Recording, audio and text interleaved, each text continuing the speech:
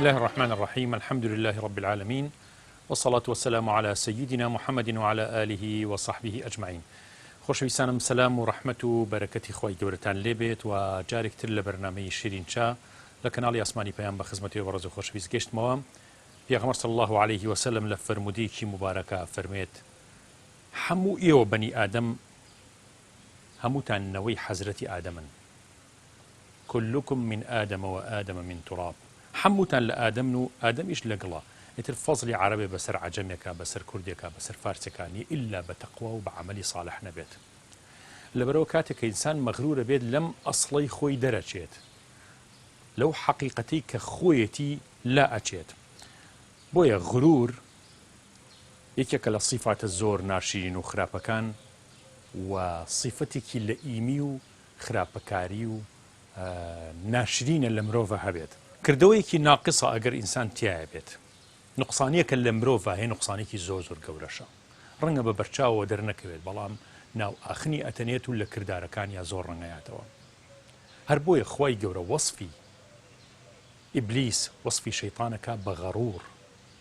بە سەرکەش. یعنی ناو صیفەتێکی شەیطان بریتیە لە غڕوور، کە ئەفەرمێت: ولا يغرنكم بالله الغرور. بالله الغرور.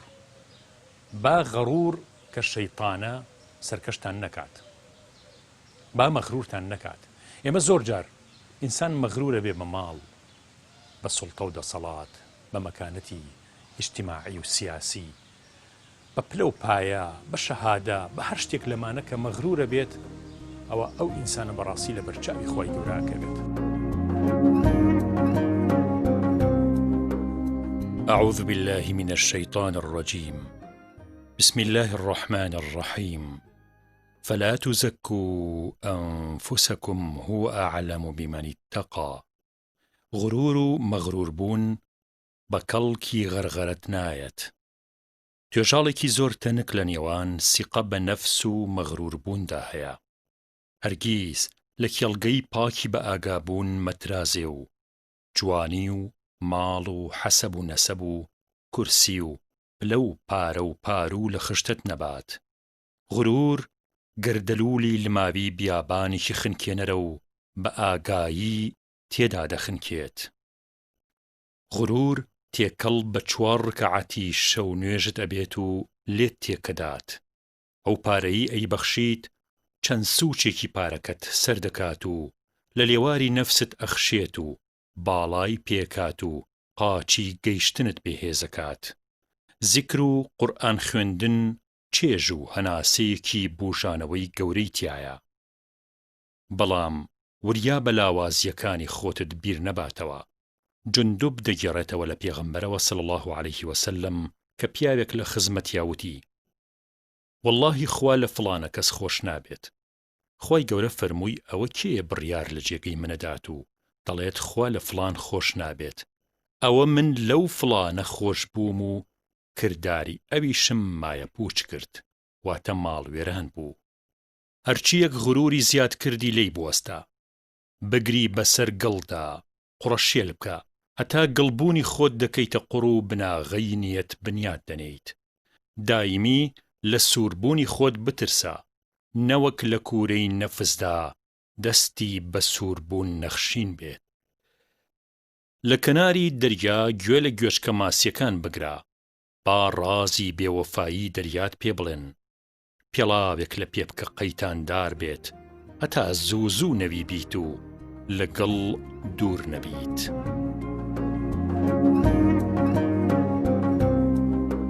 بسم الله الرحمن الرحيم. الحمد لله رب العالمين، والصلاة والسلام على سيدنا محمد وعلى آله وصحبه أجمعين. خۆشەویستانم لە درێژەی ئەم باسەوە، ئەم باسە گرنگەی کە دەربارەی غرور و سەرکەشی و مرۆڤ بەچی غروورە بێت و هۆکارەکانی ئەم مەغرور بوونە چییە و فرمودەکانی پێغەمبەر صلی الله علیه و سلم و فرمودەکانی خوای گەورە دەربارەی ئەم مەسەلە زۆر گرنگە کە خوای گەورە هیچ شتێک لە بەشەر قبوڵ ناکات، بە تایبەتی بەعسێ مەسائل کە وەکو لە حەدیسە قودسیەکە فەرمێت کە کبریا و عظمت ڕیدائی منە جلوبەرگی منە یاخود ئەوە دەسەڵاتی منە نابێ هیچ کەسێکی کە لە بەری بکات لەبەرەوە غرور و سەرکەشی بەچی دروستە بێت لە خزمەتی مامۆسای زۆر خۆشەویست و جەنابی مامۆسا شێخ مادیح شێخ خالیدی موفتی ئیمام و خەتیبی مزگەوتی عومەری کوڕی خەتاب لە ئیسکان لە شاری سلەیمانی لە خزمەتیانی زۆر خۆشحاڵ بووین بەڕاستی بەرنامەی شیرین چاس زۆر خۆشحاڵە بەوەی کە لە خزمەت جەنابیانە ئەم و توێژە ساز بین مامۆسا گیان سەلام عەلەیکوم. عليكم السلام ورحمة الله اختلاتني جنابتانكم وسپاسانكم کە ئامادە بوون ئەزیێتان کێشاوە لە ذاتی من بێم بۆ لای ئێوە هاتوون بۆ مزگەوتی عومەری کوڕی خەتاب. مامۆسا گیان غرور ئەم نەخۆشیە چۆن لە ئینسانە دروستە بێت و ئەگەر تعریفێکی کورتی ئەم بابەتە مەغرور بوون چیە لە قورئان و لە فەرمودەی پێغەمبەر صلی الله علیه و سلم چۆن وەصفەکرێت؟ بسم الله والحمد لله والصلاة والسلام على سيدنا وسندنا حضرة رسول الله وعلى آله وصحبه ومن والاه. پێشەکی بە خێراتنتانەکەم و سوپاسی ئامادەبوونتانەکەم کە ئێوە ئەرکتان کێشاوە هاتون بۆ مزگەوتی عومەری کوڕی خەتاب. بەشی یەکەمی پرسیارەکەت لە قورئانی پیرۆزدا دیارە باسی هەموو دەقائق و وردەکاریەکان کراوە لە هەر جێگەیەکا پێویست بێ و هەرچیش شەرح نەکرابێ پێغەمبەر صلی الله عليه وسلم شەرحی کردووە. مەوزوعێکی وا گرنگ و گەورەی وەکو غرور کە عالەمگیرە و خەڵکی زۆر یاخود ئەکسەریەتی خەڵک یاخود هەموو خەڵک مبتەلایە بە غرورەوە قورئانی پیرۆز لە چەند جێگەیەکە ئاماژەی پێ کردووە. لە دوو سورەتیانە لە سورەتی فاتیرە بە تایبەت کە باسی ئەکاو لە جێگەیەکی تریشە هەمان ئاەت هاتووە بە شێوازێکی تر قورئانی پیرۆز ئاماژەی کردووە بە غرور و عیلاجەکەیشی داناوە یعنی هۆکارەکەی سەبەبەکەی یاخود بەچی خەڵک مەغرورە بێت چەند جۆرەی سەرەکی هەیە لە قورئانە ئاماژەی پێکراوە پاشان پێناسەیەکی کورتیشی ئەکەین. خی گەورە لە قورئانی پیرۆزدا ئەفەرمێ یا ئەیها الناس إن وعد الله حق فلا تغرنكم الحياة الدنيا ولا يغرنكم بالله الغرور. وعدی خوا بەڵێنی خوا ئەوەی کە داوێتی بە ئیمانداران و هەموو خەڵک پێ ئەزان بەم وعدانە و لە قورئانی پیرۆزدا هاتووە ئەوە دیارە ئاشکرایە و حەقە و دێتە پێشەوە بەڵام ئێوە ئاگاتان لە دووشت بێ لا تغرنكم الحياة الدنيا بە ژیانی دنیا مەغرور مەبن. دیارە هەموو بابەتەکان ژیانی دنیا ئەگرێتەوە ئەین لە ژێر سنفێکە خوا بەم کەلیمە کورتە جێی کردوێتەوە ئەو هەموو جۆرەی غرور لە ئەصنافی غرور کە دێنە سەری و باسی ئەەکەین لە لا تغرنكم الحياة الدنيا ئەیگرێتەوە ولا يغرنكم بالله الغرور. الغرور زانان ئەفەرمون کە بە لەفزی غەرور هاتو یعنی شەیطان مەغرورتان نەکا بەخوا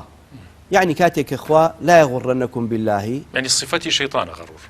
غرور صفەتی شەیطانە خەڵک مەغرورەکە بەچی مەغرورەکە ئەڵێ باشە ئەگەر تۆ لەسەر حەقنی بۆ خوا تۆڵە لێ ناکاتەوە بۆچی خوا لێت بێدەنگە کەواتە مادەم خوا ئیمهالی کردووی ئەوە تۆ هیچ کێشەیەکرد نییە کەواتە ئینسان بەخوا مەغرور نەبێ ئەگەر عقوبەی نەیە کاتێ هەڵەتێک ئەنجام جا بە غروریش خوێنراوە تۆ لە قیرائەتێکی ترا ئەگەر بە غرور بێ بە معنای دنیایە دنیا مەغرورتان نەکە بەڵام ئەسڵەکە قیرائەتەکەی خۆمان الغرور يعني الشيطان وكو مجاهد وابن عباس و زۆرێکی تر لە ئەهلی تەفسیر عەبدوڕەزاق ئەمانە وایان فەرمووە. ئەمە ئیتر ئەوە ئەگەر تەفسیریکەین ئێستا پێچێ بەڵام دێنە سەر ئینەکانی وەکو پێناسەیەکیشی پێناسەی غەرور مەغرور بوون ئەوەیە کە ئینسان نەفسی حەز بکا لە شتێک لە نەفسی خۆی ڕازی بێش شەیطان شوبهەیەکی بۆ دروستەکە لەم شوبها ئەیخەڵەتێنێت خۆی پێ چاکە خۆی پێ لەسەر حەقە ئەمە غرورە یعنی خۆی پێ چاکە کاتێک کە سیرەکەی باسەکەی ئەڵێ فلان کەس تۆ عالمی زۆر لە عیلمی خۆی ڕازیە ئەڵێ تۆ عاقڵی لە عەقڵەکەی یعنی هەموو کەسێک پێی ناڕەحەتە بڵێ تو عەقڵی تۆ تۆزێک لاوازە کزە هەموو کەسێک لە عەقڵی خۆی ڕازیە کەواتە ئەم غرورە هەموو عامەی خەڵکە گرێتەوە لە تەقوای خۆی هەموو کەسێ سیرەکەی لێ ڕازیە بەڵام کاتێک باسی پارە و ماڵ و سامان ئەکرێ هەمووی پێ ڕازی نییە کەواتە ئەوەی کە حقیقەتە ینی پێچەوانەیە حەق ئینسان مەغرور نەبێ نە لە تەقواکەی ڕازی بێ نە لە عیلمەکەی ڕازی بێ نە لە خواپەرستیەکەی ڕازی بێ لە هیچ بابەتێک لەوانە نە لە لە جوان لە هیچ شتێک حەق ئینسان هەوڵ با ئەوەی کە خوا پێی داوە پێی ڕازی بێت ئیتر هەر چۆنێ بێ لەو ناحێوە پێی ڕازی بێ نەک بەوەی کە عیلمێک کەسبیە تۆ ڕازی بێ بڵێ ئیتر تەواو عیلم لە مەهدۆیە بۆ لە حەد عیبادەتێک تا مردنەوە نییە حتا و کاتی کە ئینسان کۆتایی پێژیانی دی ئەبێ هەر خەریک بێ هەر خەریک بێ ئەوە کورتەکەیەتی ئینسان نەفسی موافق نەبێ لەگەڵ ئەو هەوا و ئارەزواتەی کە حەز دەکات شەیطان ئەیخەڵەتێنێ لە خشتەی ئەبا ئەڵێ تۆ زۆر چاکی تۆ زۆر ڕاستی تۆ زۆر مەغرور یەکا بە شتێک لەو بابەتانە شێخ حەسەنی بەسرییان پرسی کە تۆ چۆن مامەڵە لەگەڵ شەیتان ناکەی یعنی شەیتان لای تۆ چییە فەرمووی ئیطاعەی کرا هیچ سوودێکی نەگەیان و سەرپێچیشی کرا هیچ زیانێکمان نەکرد و خەڵکی هیچ زیانێکی نەکرد لەبەرەوە نە لە ئیطاعەیە سوودەبینی نە لە سەرپێچیەکەیشا زیانت دەسەکەوێت قارون یەکێکە لەو مەغرورانەی کە وتی ئینەما ئوتیته على علم عندي من بە علمی خۆم ئەمەم پێگەیشتوم بە زانستی خۆم چەند خراپە ئینسان بە زانستێکە هەیەی ڕجاری وهەیە زانستەکەیشی نییە پلەپایەکی کۆمەڵایەتی پلەپایە کۆمەڵایەتەکەیشی تەزویرە شەهادەکەی تەزویرە زۆر جار ئەو شتەی هەیەی تەزویریشە کەچی مەغرورە بێ پێی ئەو مەکانەتە سیاسی کە دەستی کەوتووە بە زوڵم و ستەم و ساختەچێتی دەستی کەوتووە کەچی مەغرورە بێ پێی ئەو ماڵ و سامانە بە حرام کۆی کردوێتەوە کەچی مەغرورە بێ پێی لەبەرەوە غرور صفەتێکی زۆر ترسناکە.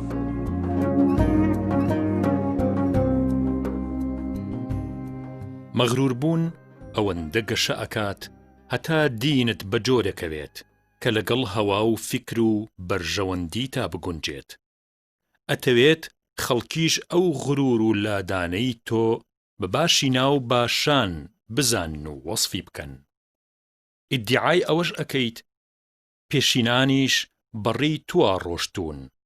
یەکێک لە دۆستانی خوا کە بیشری کوڕی حاریسە ڕەزا و ڕەحمەتی خوای لێبێ پیانوت فلانە کەس کە زۆر دەوڵەمەند بوو نوێژ و ڕۆژ و شەو نوێژی زۆرە فەرمووی حاڵی خۆی جێهێڵاوە و چووەتە حاڵی غەیری خۆی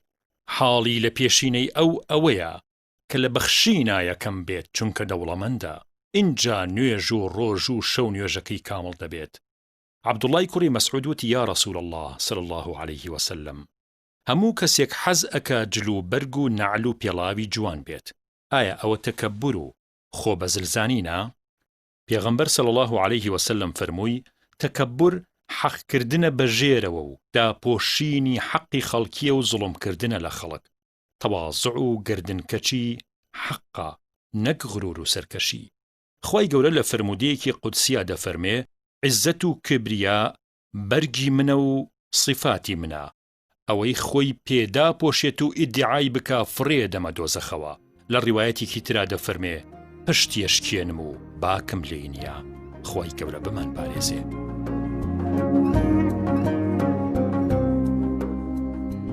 جەبەڵە پیاوێک بوو دەسەڵاتدار بوو مەسیحی بوو و لە ناو عەشرەتەکەیە پاشا و دەسەڵاتدارێکی گەورە بوو ئەم پیاوە هات موسڵمان بوو لە سەردەمی حەزرەتی عومەرا بوو کە هات موسڵمان بوو مەوسیمی حەج بوو چوو بۆ حەج لە تەوافی کەعبەیە کە تەوافیە کرد عەباکەی بەری زۆر زۆر درێژ بوو عەباکەی بەری درێژ بوو لەبەرەوە ئەعرابیەک پیاوێکی دەشتەکی کە لە دوای ئەوە موسڵمانێک بوو حەجیە کرد پێی نا بە عەباکەیە تۆزێ وەستانی کە وەستانی ئەم جەبەلە هەڵگەڕایە و یەک زلەی لێیا وەکو عادەتی پاشایی و دەسەڵاتداری خۆی پیاوە کەس چوو لای حەزرەتی عومەر شکاتی لێ کرد دیارە ئەو کاتەش حەزرەتی عومەر دیارە لە حەج بووە کە شکاتی لێ کرد حەزرەتی عومەر بانگی جەبەلەی کرد وتی بۆچی زلەیەکە بە خۆڕایی لەو پیاوەیاوە لە ناحەقیە وتی ئەوە قاچی ناوە بە جبەکەمە بە عەباکەمە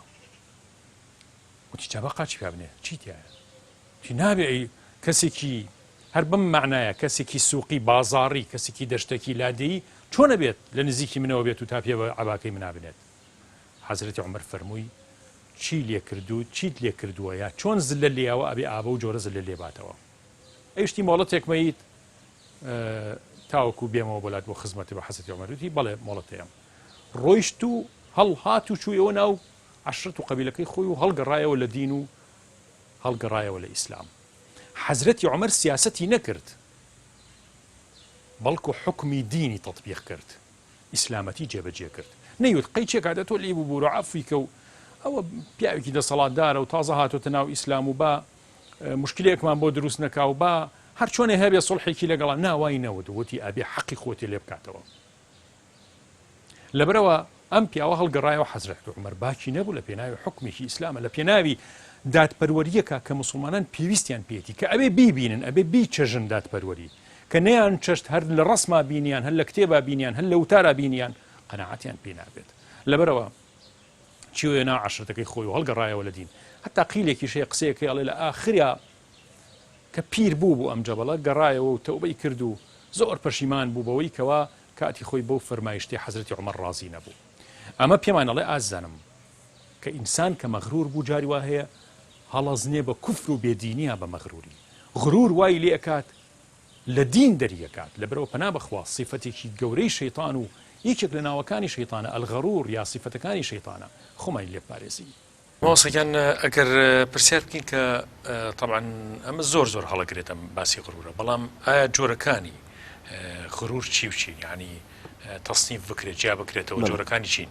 لەم ئاەتە پیرۆزاکە لە خزمەت یابووین دوو سنفی سەرەکی باسەکە هەموو لە قوپۆپەکانی لەو دوو سنفەوە سەرچاوی گرتووە یەکەمیان لا تەغوڕەنەکم الحەیات الدنیا ژیانی دنیا مەغرورتان نەکا ژیانی دنیا ئەوەی کە تۆ کەسێک مەسەن خوا عیلمێکی پێ ئەدا عەقڵێکی پێ ئەدا فەهمێکی پێ ئەدا جوانێکی پێ ئەدا لەشساغێکی پێ ئەدا نەسەفی حەسەب و نەسەبی پێ ئەدا ئەمانە مەفروضە ئینسان هەمووی بریتە لە ژیانی دنیا ماڵ و سامانێکی پێ ئەدا هیچ شتێک لەمانە نابێ ئەو کاریگەریە سەلبی تا دروست کە ئیتر بڵێ من تەواو یعنی ئەگەر ئینسان بەوە مەغرور بێ سێرەکەی نەبە صحبەتی صالحینە بێ مەغرور بێ سێرەکەی ئەبوو جەهل و جەماعەتەکەی لە صحبەتی پێغەمبەر صلی الله علیه وسلم ئیسفادەیان نەکرد نەبە نەسەبێکی گەورە مەغرور بێ لەبەرەوەی کە کوڕەکەی حەزەتی نوح ئیسفادەی نەکرد لە نەسەبی باوکی ئەگەر لەسەر مەسەلەی عیبادەت زۆر جار کەسێک چەند جزئێ لە قورئان لەبەرەکات چەند قراءەتێکی قورئان ئەزانێت ئیتر بۆ خۆی ڕەنگە شەیطان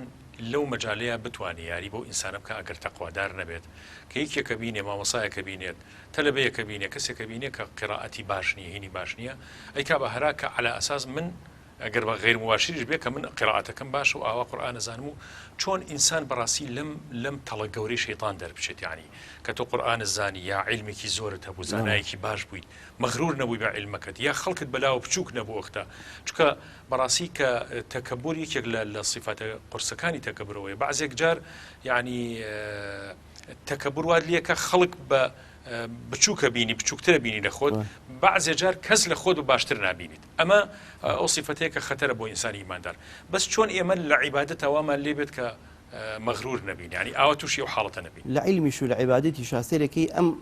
قەزەی غرورە ڕەنگە هەر کەسێک لە ڕۆژێ لە ڕۆژانە تۆزێک لەو غرورەی جزئیەتێکی تیابێ بەڵام عاقڵ ئەوەیە کە زوو بە خۆی ئەزانێ یەکێکی وەکو ئیمامی شافعی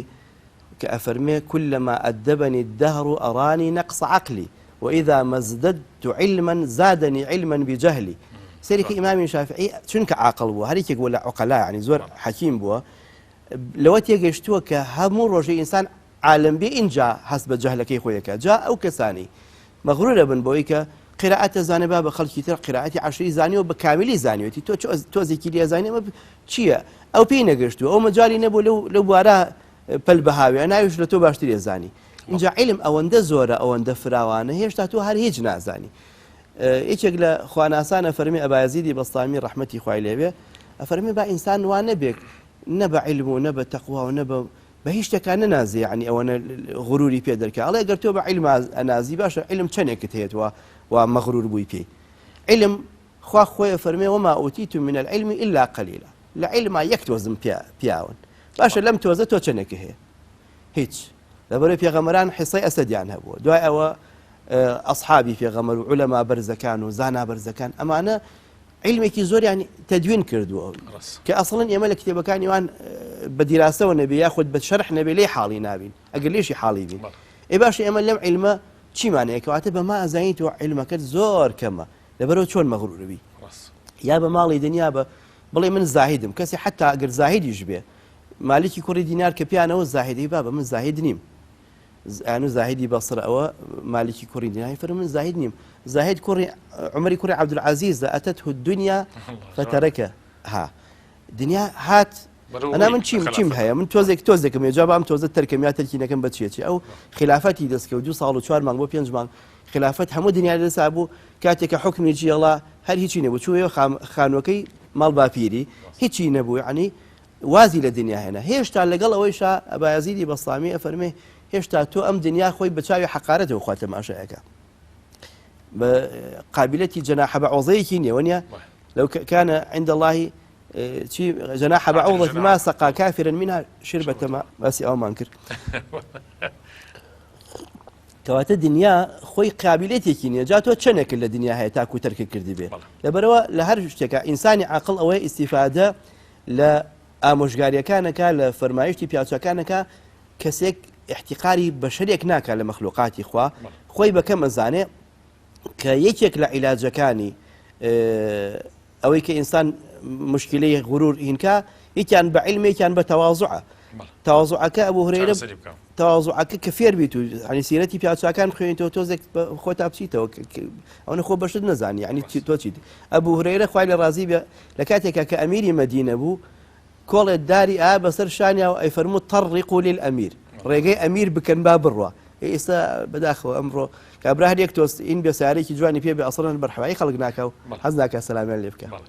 ماسەکان تا شڕبەتە ما ئاگەت جناب دەخۆی من پرسیارش بکەم کە جۆرەکانی غرور ینی غرور بە عیلم هەیە کافرە مەغرورە ینی بە کوفرەکەی مەغرورە بێت یا عاسیە کە گوناهبارێکە بە گوناهەکەی مەغرورە بێت ئەخر ئەوش غرورە کابرا گوناهی گەورە کات و باکی نییە یا شانازی پێوەکە یا نەشریە کات ئیعلامی بۆ کات ڕاگەاندنی بۆ کات ئەمانە چەند لە ناو غرورە جێ بێتەوە هەر زۆر غرورێکی تەواوە ئەو بەشەیە کە شەیطان تەواو خەڵەتانوێتی و هەستیش بەخۆی ناکا و یحسەبونە ئەنەهم یحسینونە صنعا ئەگاتە ئەو ڕادەی کە ئەمەنە مەغرورە بێ و کەس نییە بۆی ڕاستکاتەوە یا بۆشی ڕاستەکاتەوە پێی ناخۆشە چونکە نەفسی پێی ناخۆشە هەڵەتی بۆ هینەکە شانە لە شانی ئەڵی کاکە ئەهلی تەفسیر وای نەوتوە ئەم ئاەتەی کە تۆ ئاوا معنایەکەی یعنی هەوڵە ئاەتەکانی قورئان کاتە خزمەتکاری فکرەکەی خۆی پەنا بخوا لە جاتی خۆی خزمەتی قورئان کە خۆی خزمەتی حەدیث کە هەوڵە ئەو حەدیثە بێنێت لە خزمەتی فکرەکەی خۆیان بەکاری دێن ئەوە نە شەیطان سواری سەری بووە دایمە ئەو تۆزەی لێ ئەگرێ کە تەئیدی فکرەکەیکە بۆ نمونە یەکێک لەو شتانی کە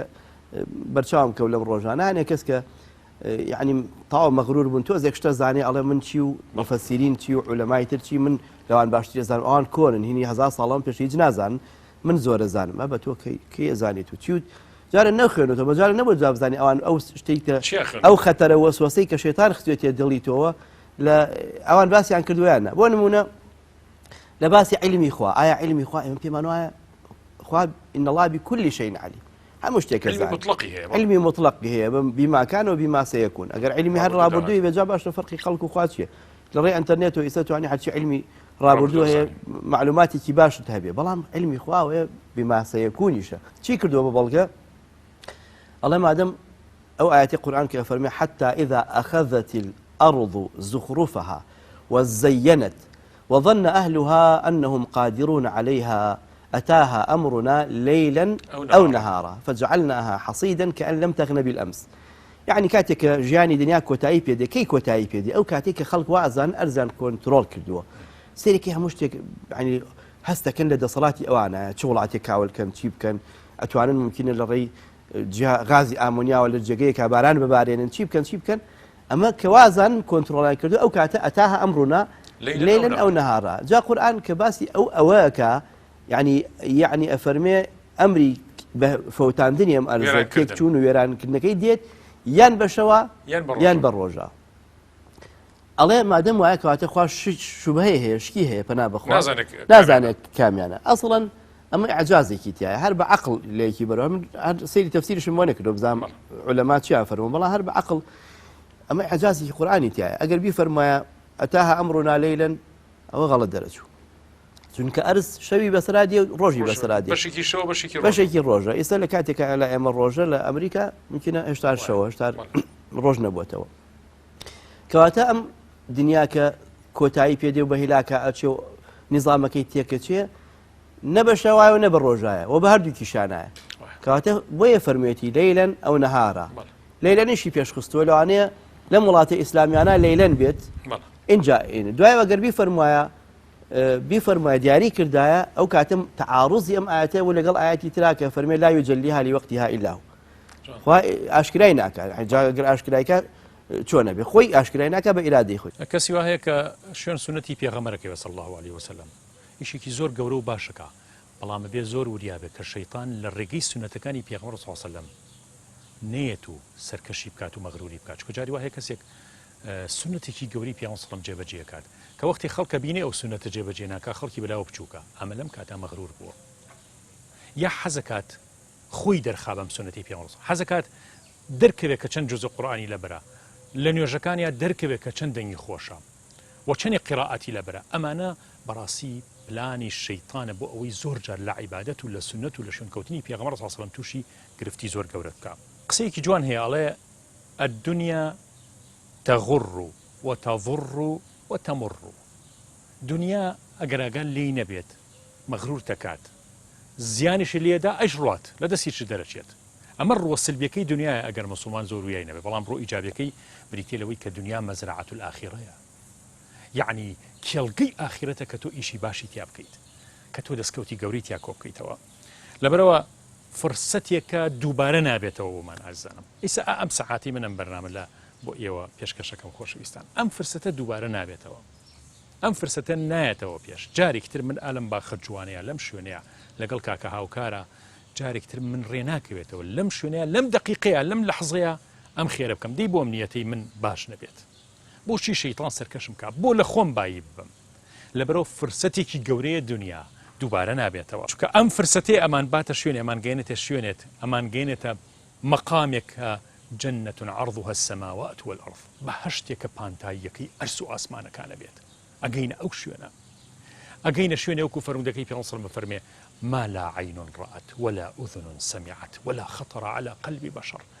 ئەگەنە شوێنێ لە بەهەشتا نە چاو شتی وای بینی و شتی وای تایە، نە گوێ بیستوێتی، نە بە خەیاڵ تا بە خەتەرە تا هاتووە، لە ئەندێشەت کردووە قەت لە ژیانی دنیایە.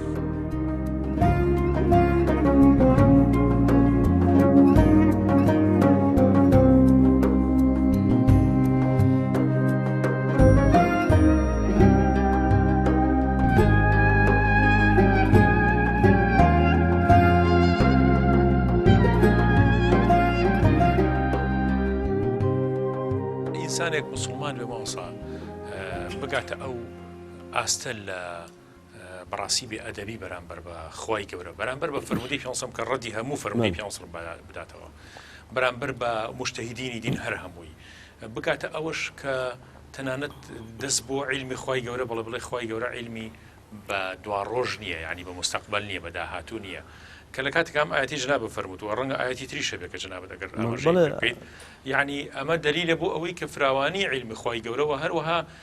خوای گەورە مەجالێکی گەورە بۆ ئیعجازە گەورەکەی هێڵێتەوە لە قورئانی پیرۆزە. جوانە ئەو قسەی جەنابە کە ئەوێت هەم عولەماش بەشیان هەبێ کە بیری لێ بکەنەوە، وەیتوانی هەموو شتەکان ئەوکو ئەڵێ هەڵکەی پاکراو هەمووی بەو شێوە تەوزیح با، قسەکە بە جۆرێک ئیعجازی تایە کە ئەسڵەن چەندەها تەفسیر هەڵەگرێ و تەفسیری حەقیقیش لای پێغەمبەر صلی الله علیه وسلم. بۆ نمونە ئاەتێکی تر کە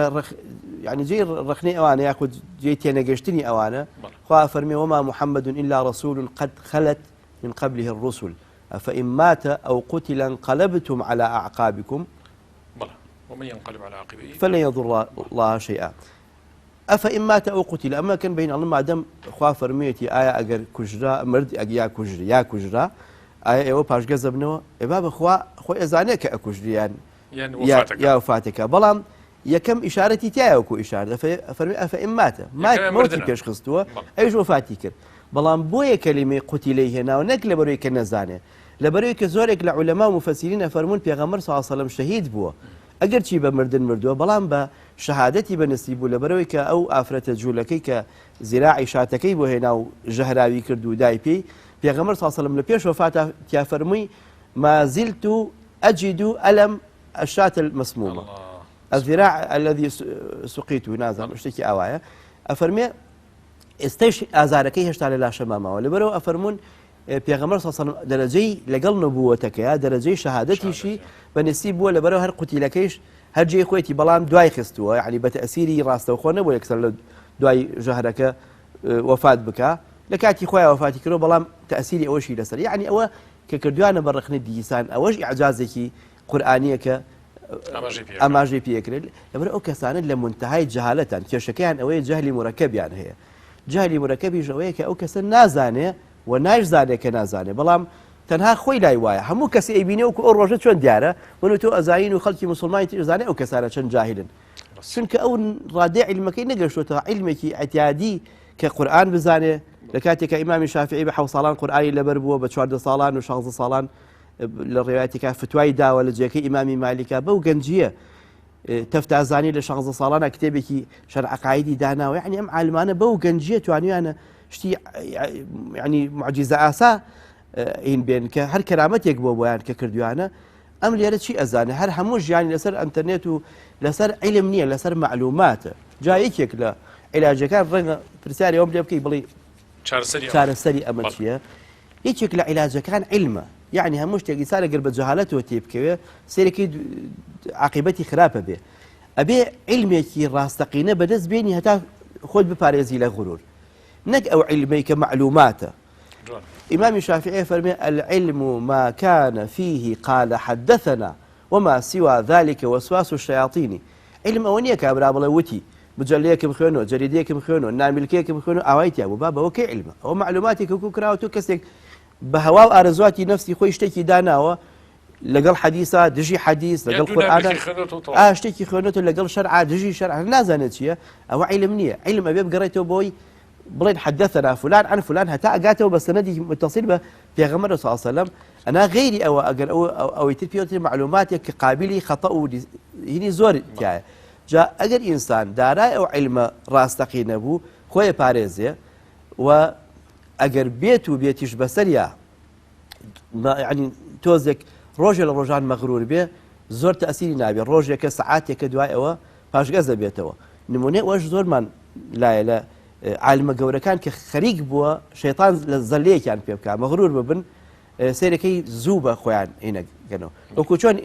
باسي تقوى خوا فرمي إن الذين اتقوا إذا مسهم طائف من الشيطان تذكروا فإذا هم مبصرون إنسان متقي خريك وسوسية رويتي كيكسر باش جذب بيته استغفر الله كاو أجريته عالمي شوية أجر ما وي غلطتي توجبو أم غلطتنا يلا دريج بخيانة بون منباسي إمامي أبو حنيفة بيعكي جورو عالمكي ذاتكي برز زماني خويا إمامي أبو حنيفة خريك أبي مغرور أبي بعلمي خوي روجل الرجان سيركا شيخكينا حماد بيت كحماد زور عالم بيه وأريك أو شواء أمش يعني حزي أفربي حزم للرئاسة بو يعني حزم كربن يجي تدركهم سيرم كل دصال لخزمتي حمادام علم ورقرم بس إتكاتي وهاتو منش مجلس كتابتي مها بفتوى بمؤانة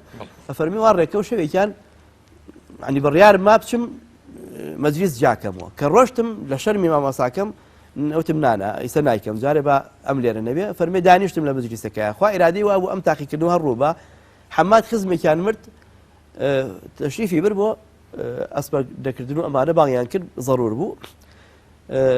أمش مايا ولا درسك إن جاء فرميتو لجاكي من دانيشه أفرمي هتا أو هاتوا كومل مسائل هاتوا هيك من بيستووا لخدمته سبحان الله وكو معجزة وكو شتيك خواب شاني با فرمي شخص برسيار نزيكي شخص برسيار مليكرا همو برسيار كان أنوسية وجوابكيش أنوسية كتشيم جوابات توا كشيخ حماد هاتوا برسيار مليكر تقول بار أما مسائل أنا هاتوا تبيشوا لا لم شخص برسياران أما جوابكاني منه شايف ياكش نمزان جوانم جواباوتەوە چکە پێم وتون وتم ئەگەر شێخ لێرە نییە کە هاتەوە ئەو کاتە تەئکیدیشی لێکەینەوە بەڵام با ئێستا ئاوا بێ فەرمووی کە تەماشای کرد لە چلیانە فەرمووی جوانت جواباوەتەوە لە بیستیانە فەرمووی غەڵەتی کردووە فەرمووی ئیتر بڕیارم ماوتەوە بەم کردوتم وڵای هەتاکو حەماد ما بێ من ڕۆژێ لە ڕۆژان فتوا نادەم ئیتر ئەوە بمایەوە هەتاکو ئەو وەفاتی کرد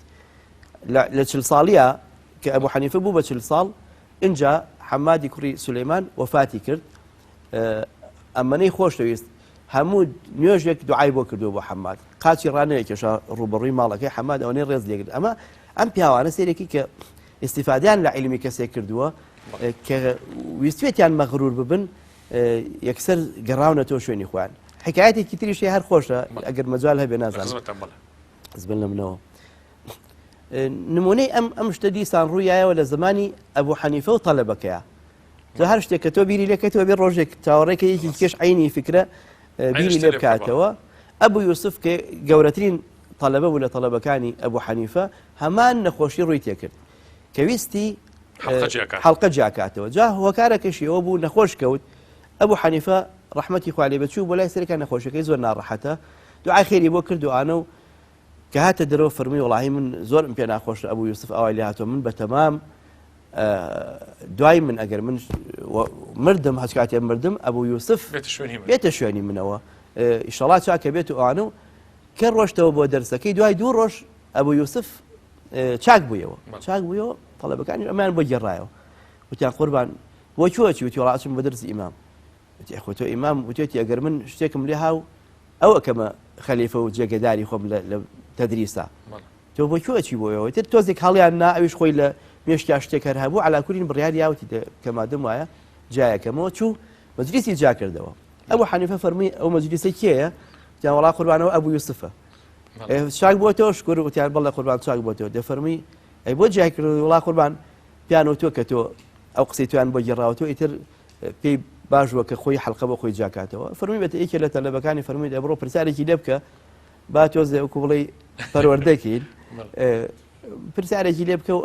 ئەو پرسیارەی لێ بکە وەرەوە بۆ لە ئەمزانە ئەڵە چی ئەویش چوو پرسیارەکەی کە ئەبوو حەنیفە پێیوتە بوو لێی کردوتی قوربان پرسیارێک ئەویش تەبعاً پێی خۆشە پرسیارە هاتووە فتوایەوە فتوا بە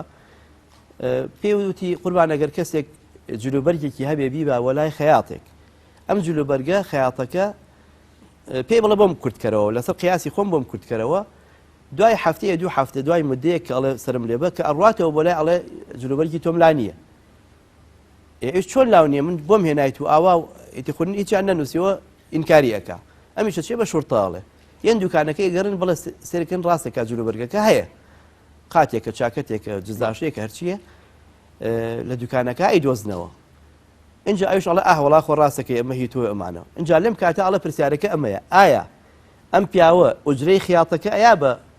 کابرای خەیات یان نایاتێ یەکسەر ئەبوو یوسف جواب هاتەوە ئەڵێ بەڵێ یاتێ هیلاک بۆ پێوەی ئەیاتێ ئەوش ئەڵێ نەخێر قوربان غەڵەتە ئەوش تۆ زەبیرە کاتەوە ئەڵێ نەخێر نایاتێ ئەڵێ قوربان غەڵەتە ئەڵێ وەڵی تۆ بە کێ پرسیارەی لێ کردی وەڵا قوربان ئیمامی ئەبوو حەنیفە پرسیارەکەی لێ کردم وتی بچۆ ئەوەی پێ بڵێ ئەوش واز لە دەرزەکەی نەچۆتە بە خزمەت ئیمام دانیشێ بە ئەدەب وەڵا قوربان پرسیارێکی ئەوا هەیە ئەمێ پرسیارکەم فەرمێ پرسیاری خەیاتەکە ئەڵێ بەڵە قوربان ئەڵێ دەی خۆ جواب بەرەوە تۆ خۆ ئیمامی تو ئەوە تا حەڵقە جا کردو ئەڵێ قوربان ئەستەغفر الله وڵا ئەبێ تۆ جواب بیتەوە ئەمانە و جوابی هاتەوە ئەفەرمێ ئەوە هەر هەچ کامێکیان بڵێ هەر غەڵەتە جوابەکەی بەڵام جوابەکەی ئەوەیە ئەگەر ئەم خەیاتە بە بەرگی خۆی قیاسی کردبوو کورتی کردبوویەوە ئەوە هیچی نادرێتێ چونکە ئەسڵەن ئینەکەی سەقەت کردووە ئوجرەی چی بدرێتێ بەڵام ئەگەر بۆ تۆی چاک کردبوو بۆ ئەو کەسی چاک کردبوو کە بۆی بردووە ئەوە دیارە بیری چووە کە بۆی هێنراوە و ئیشەکەی خۆی کردووە مستحقی ئەجرەکەیەتی ئێتر ئەبوو یوسف بەم غەڵەتەکە کردوێتی ئەو غرورەی کە هەیبوو لەسەریان نەما ئێتر ئەویش ئەمان شێوە لازمە ئەبا حەنیفەتە ئیلا ئەن تووفیەکە ئیمامی ئەبوو حەنیفە ساڵی 150 کۆچی وفاتی کرد ئەمانە ئینسانی عاقڵ قەت تووشی زەلە نابێ زەلەیەک چونکە من لە شەیتانەوە نییە هەوایەکی کە دێت لە غەفڵەتێکە شەیتان زەفەری پێبا ئەبێ بیر کاتەوە بزانە ئایا ئەو مستەغنیە لە مەجلیسە ئایا ئەو گەشتە ئەو ڕادەی عیلمە الشيخ محمد راتب النابلسي رحمتي خوای لێ بێت نمونەیەکی زۆر جوانمان بۆ گێڕێتەوە ئەڵێ کاتی خۆی من ڕەفیقێکم هەبوو ئێستا وفاتی کردووە بەڵام لە گەنجێتیە لە دوکانێکە ئیشیە کرد حەزی زۆر لە سوعبەت و لە گاڵتەکردن هەبوو لەو دوکانەیە محلێکی گەورە بوو بەیانیان کە محلەکەی پاکە کردەوە هەرچی شەخەڵ و قوماش و شتی بڵین خراپەیەکە بۆ فڕێدان بشێت ئەچوو کۆیە کردەوەی خستە ناو زەرفەکەی تەغلیفە کرد ینی ڕووپۆشیە کرد بە زەرفێکی زۆر جوانی سپی ڕازاوە اینجا دوایی ئەیخستە ناو پاکەتێک و اینجا قردێلەیەکی سووری جوانی لێ ئەدا وەکەوەی کە هەدەیەکی زۆر جوان لەناو ئەم پاکەتەیە بێت ئەیبر لە دەرەوەی دوکانەکە دایەنا چەند جار ئەمەی کردووە بۆچی بۆ یەکێک وەکو سوعبەتێ وەکو شتێکی خۆش بۆ خۆی ئەچوو لە بەردەم دوکانەکەی مەحەلەکەی دایەنا یەکێک هەڵیە گرت و ئەیدزی کە ئەم پێزانی دوایەکەوت کە دوایەکەوت هەر بۆ سوعبەت و گاڵتە ڕایە کرد بە دوایە کە ڕایە کرد بە دوایە کابرا لە 100 مەتری یەکەمە زۆر سەریعی ڕایە کرد لە 100 مەتری یەکەمە یەکسەر قردێلەکەی کردو بزانێ ئەمە چییە ئەم وازی لێ هێنا لە 100 مەتری دووهەمە ڕاکردنەکەی خاوە بوویەوە اینجا مەقەباکەیە کردەوە لە 100 مەتری سێهەمە کە ئیکردەوە سێرەکە خۆ و خاشاکە و فڕێدا و ئیزانی گاڵتەیان پێ کردووە مامۆستا ئەفەرمێت دنیا ڕێک وەکو ئەو وایە ئێمە زۆر بە پەلە دەسەینە دنیا هەڵیەگرین لە 100 مەتری یەکەمە زۆر مەغرورین زۆر سەرکەشین لە 100 مەتری دووهەمە هەندێکیمان بۆ دەرەکەوێت کە بەو جۆرە نییە لە 100 مەتری ئەخیرە لە 80 ساڵیە ئەم کەسە کاتێک کە ئیزرائیل یەتە بەردەمی و ڕۆحی کێشێ اینجا ئەزانێ بەڕاستی دنیا ئەگەر نەی کردبێ بە کێڵگەی ئاخرەت زیانی زۆر گەوری لێیا و هیچ سوودێکی لە دنیا نەبێت.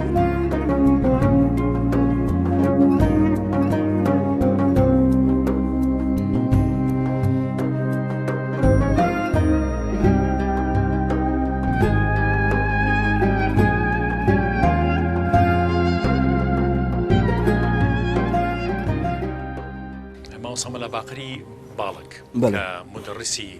خانەقا و مەدرسەی مبارەکی بیارە بووە لەگەڵ مامۆستا عەبدولقادری مدرس کە هەر بە هەمان شێوە بەڵێ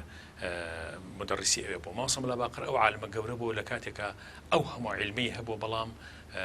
خۆشی بە یەکێک لە موریدەکانی شێخانی بیارە و طریقەتی نەقشبەندی زانیوە. یعنی ئەو عیلمەی وای لێ نەکردووە کە خۆی لێ بایی بێ بڵێ با من ئیتر ئەم هینەم بۆ چییە، ینی من ئەم طریقەتەم بۆ چییە، ئەم ڕێگەیم بۆ چییە. علمی مامۆستا باقر ئەگەر لە چەند دقەیەکی کەمە باسی بکە یان نمونەیەکی ئەو پیاوە بەرزەمان بۆ باس بکەی تا بینەران و بیسەران ببینن. ئێستا ئەوەی لە یادم بێ زۆر جار کە مامۆستا گەورەکان باسییانە کرد یان مامۆستا باقر پیاوێکی وا بووە مامۆستا عەوڵای کاتب باسی کرد لە دەرەجەی عالی بێ فەرموو ئەگەر فقهی ئەئیمەی ئەربعە کۆتایی پێ بەهاتایە مامۆستا باقر ئەیتوانی هەمووی دانێتەوە بە ئەقوالەکانیشەوە هەر چوار مەزهەبی لەبەر بووە. بەڵام ئەی فەرموو کە لە خزمەت شێخی عەلاءالدینە دائانیش بە چوەکە وا دائانیش بە شێوەیەکی متەواضعانە خەڵک ڕخنەیان لێگرت یان تۆ چۆن ئاوا دانیشی لە خزمەت شێخە یا مامۆستا مەلا عەبدولقادر کە مجیزی باپیرم بۆ مجیزی مفتی بۆ ئێستا ئیجازەنامەکەیمان ماوە بەو هەموو عیلمەوە تەواضوعی چۆن بووە لە ژێری هینەکە کە تەوقیعی کردووە ئیجازەی داوە بە شێخ مستەفای مفتی نووسێتی وأنا الحقير وأنا الحقير خدام غبار نعال العلماء الأعلام مني بقابلة كخزمكاري توزي جيربي عالم جوركانم إن جاء أما خوي عالمي أوهم إجازة علمية وهي أو فحول علماءنا بو تواضع أبوه يعني لحقيقتي شاءوانا أزانا شي ألين شنك أزانا أم علمة شنو فراوانا شنو يما فرم الروضي إمام النووي سير كبزانا چی هەیە تیانە بێ هەر مەسەلەیە خەڵکێک کەوێ دەمی لێ بکوتی حتا لەم شتانەی کە تازە ڕوو ئەدا سێرەکە ئیلا چمکێکی لە فتواکانی ئیمامی نەوەویە باس کراوە لەبەرەوە ئەو عالمانە ئەم تەواضوعی کە هەیان بووە ئەمە هێشتوینێتیەوە هەر بە گەورەتر بوون هیچ پێی دانەبەزیون مامۆستا باقر چەندەها تەلیفاتی گەورەی هەیە کە خوێندنەوەی کتێبەکانی ئەلتافەکەی یاچی يعني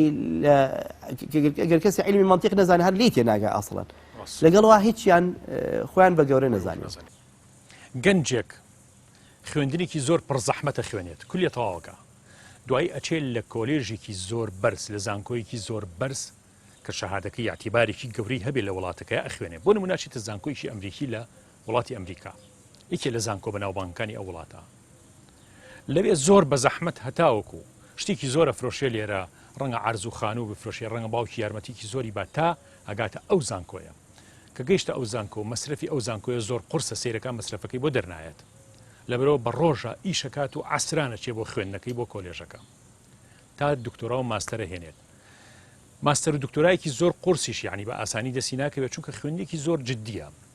لەبەرەوە ڕەنگە 7 ساڵ 10 ساڵی پێ بچێت تا ماستەر و دکتۆرا تەواوەکات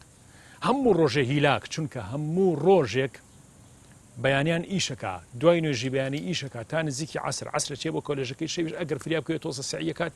هەموو ژیانی ئەو بریتیە لەوە تا 10 ساڵ خۆی خاتە مەینەتی و ناڕەحەتی و عەزاب و چەرمەسەریەکی زۆر و برسێتی و نەبوونی و ماندوێتی زۆرەوە بەڵام دوای 10 ساڵ کە شەهادەکە وەرەگرێ ئەزانێ کە هاتەوە وڵاتەکەی خۆی ئیعتیباری ئەم شەهادە و پلە و مەقامی کە بەدەستیەنەوە ئیعتیبارێکی زۆر گەورەی هەیە ئەزانێ هەموو کۆلێژەکان بە مەمنونی وەریەگرن لە کاتێکا شەهادەی خەڵکی تریش هەیەتی بەڵام هیچ ئیعتیبارێکی نییە لەبەرەوە ئەم کەسە کە یەکەم هەنگاوەچێتە ناو تیارەکە زۆر دڵی خۆشە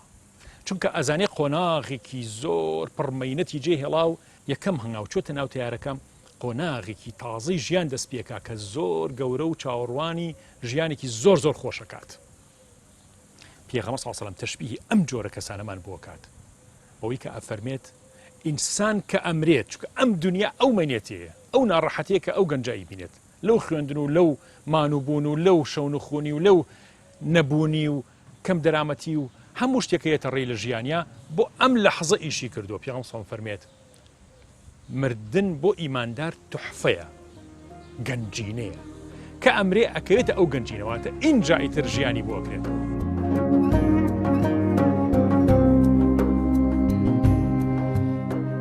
باشترین کەس و زیرەکترین مرۆڤ ئەو کەسەیە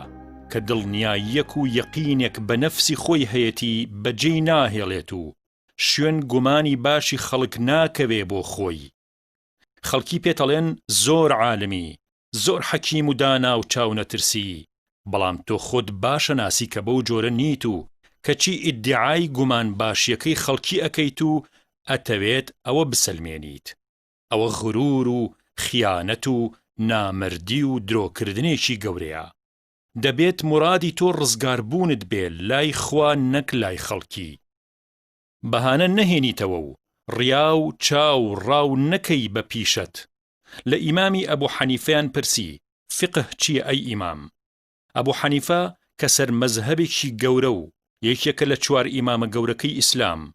نەیوت حەڵاڵ و حرام و قیاس و ئیستیحسان و عرف و مەقاسیدی شەرعیە. ئەگەر بە مەسلەکی فقهی بێت دەبوو ئەوە وەڵامەکەی بێت. ئەگەر بە حەزی نەفس بوایە دەبوو وا وەڵامی بدایەتەوە هەتا گەورەیی خۆی دەربکەوێت. نا، ئیمامی ئەبوو حەنیفە فەرمووی معرفة النفس وما لها وما عليها. فقه ناسینی نەفسە، دەبێت نەفس چۆن بێت و چۆن پاڵەفتە بکرێت و چی ببەخشێت. باسەکە باسی باڵتنی مرۆڤە کە ئەسڵ و کاکڵەی دینە. ئەبوو دەردا فەرمووی یەک جار وەیل و ڕەنجەڕۆیی بۆ کەسێک کە نازانێ، بەڵام 7 جار بۆ کەسێک کە زانایە و دەزانێت. خۆی گەورە وەصفی قورئان دەکا بە شیفاء. ئایا تەنها بەوەندەی بڵێ قورئان شیفایە سوودەگەیەنێت؟ بڵێ ژمارەی پیتەکانی قورئان و معجیزەکانی ئەوە و ئەوەیە، تەنها بەوەندەی کە ئەحکامەکانی بزانیت و خەڵکی پێجیا بکەیتەوە. تەنها زانینی زانستەکانی قورئان سوودت پێ ئەگەیەنێت؟ نەخێر. قورئان شیفایە، دەبێت بچێژرێت، دەبێت تامی بکرێت، خۆت بخەیتە بەردەم ڕووناکی قورئان و خەڵکی پێ نەترسێنیت و خۆتێ بیر بچێت. لە قیراءەتی قورئان و حفظ و تەجویدا زۆر باشیت. زانستی شەرعی زۆر باشە زانی، هەزاران فرمودەت لەبەرە، بەڵام مەغرور و لوتپەرز و حرامخۆر و دنیاویست و خۆت پێ نایاب و خەڵکیت پێ فاسق و لادەرە. دەی بزانە لەسەر پەتی شەیطان یاریەکەیت و خەڵکیش بۆ لای شەیطان بانگەکەیت. قەد ئەفلەح مەن تەزەککا.